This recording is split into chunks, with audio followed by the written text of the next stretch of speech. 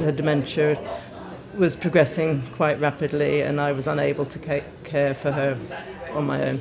I'm the only existing family member. Social services had been involved, but it had been, a carer coming in half an hour or so every day.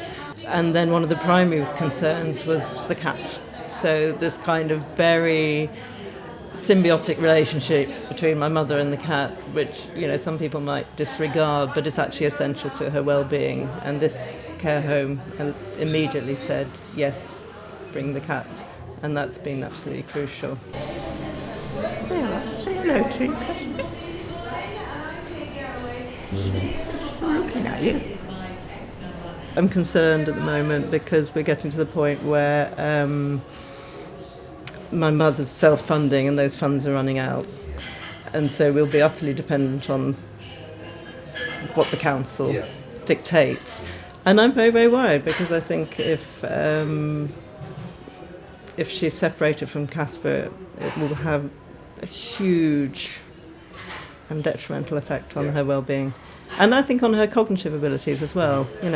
This is it goes deep. Just the fact that he's there, the feel of him, the touch of him, the weight of him, So, I am, we've got a month or so to go, so I'm very concerned. So why do you like having Casper around? Because I love him. He's lovely. He loves me. Yeah. We have a good time with each other. Yeah. Well, I love all animals anyway. Yeah.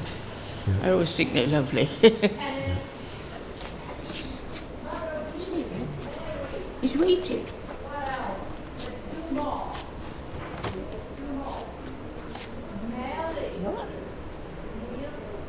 I can't overemphasise that, really, the need to have that live being that means so much to you. He's going to sit there and sit. Sunning himself. Yeah.